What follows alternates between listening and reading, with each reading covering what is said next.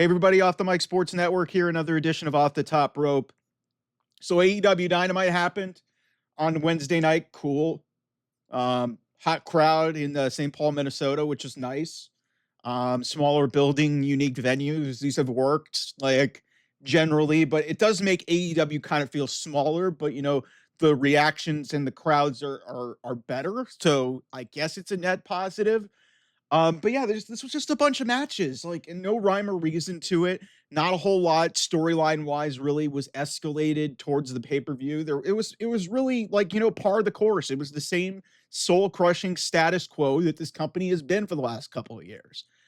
What everybody thinks I'm gonna just go railroad AEW. That'll probably be safe for another video, because what I want to do here is talk about positives with AEW. And one of the biggest positives with this company right now is Timeless Toni Storm. Dare I say, she is the best female professional wrestler working anywhere, any promotion. Toni Storm is it. And I can't believe WWE whiffed on it. It was a bad match, especially with Vince McMahon. She has found her calling and found her character and found her her existence really in AEW, specifically with this timeless character that's been going on for about 2 years. She is not only the best woman in this company, she's easily the best character in this company. And like I said, best woman across all of professional wrestling. And they had to bring in a CEO, and the CEO hasn't, done anything. And believe me, I'm going to get to that in a second in relation to this. But what Toni Storm has done is created a character and created something that you're not going to get anywhere else, and really made it her own. And this timeless gimmick has just been so great. The watch for the shoe stuff.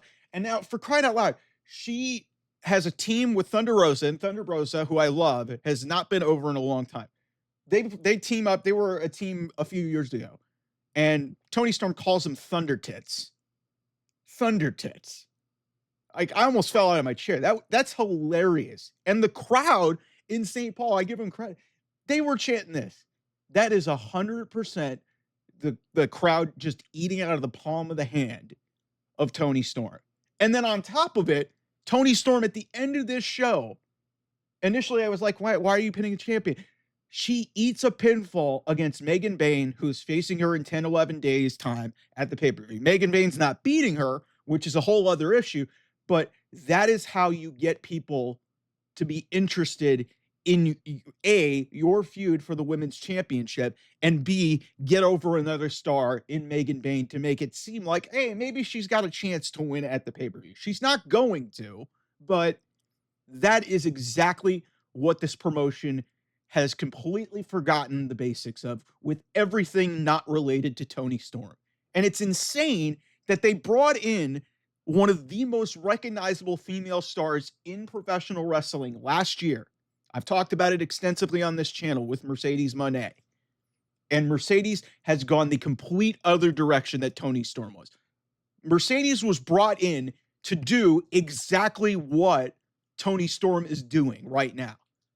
Toni Storm has literally done, in all of her time since 2022, since she got there, and she was kind of like a throwaway signing.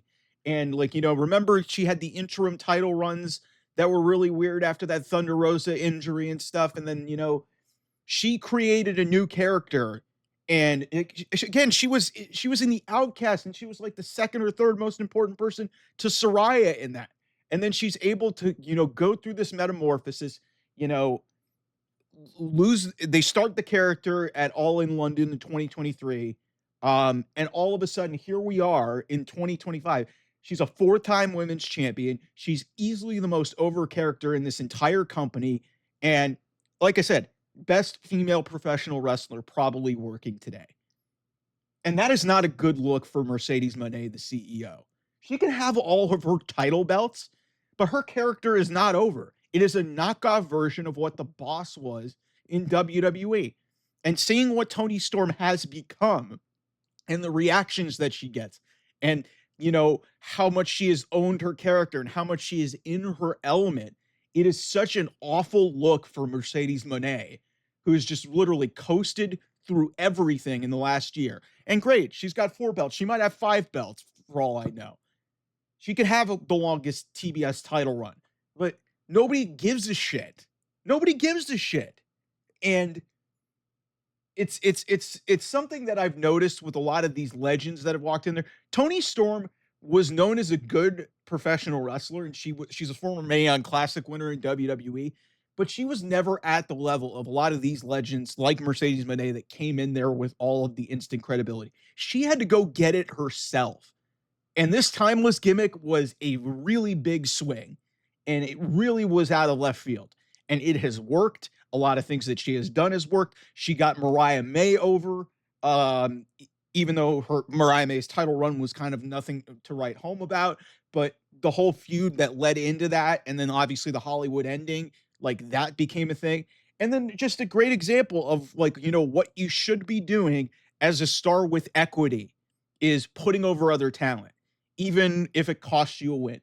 And her losing and taking a pinfall in a tag match to Megan Bayne does not do anything to hurt Toni Storm's credibility. That's what Mercedes Mone should have done with her credibility right off the bat. Instead, she wins a bunch of championships right away. She never loses, and it's not helping the women's division.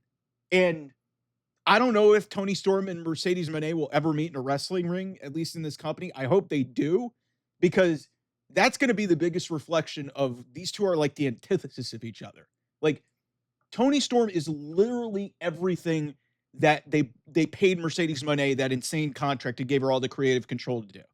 To, rub off on the rest of this, not just steamroll through it in a year and, be as dead and as cold as any act working today. So when I look at this, there's two things that jump out to me. Number one, like I've said, Toni is a beacon of light. She is the one thing really that is one of the few things that is holding AEW kind of together. She's literally carrying the women's division on her back by herself. And she's doing it really damn well with this character. She's the best character, whatever. I would say she's the best woman working today right now, given what she has done, what she has built, and how over that she is. And then the most important thing here is it's a bad reflection, because everything that Toni Storm is doing right now is exactly what Mercedes Mone should have been doing for the last year.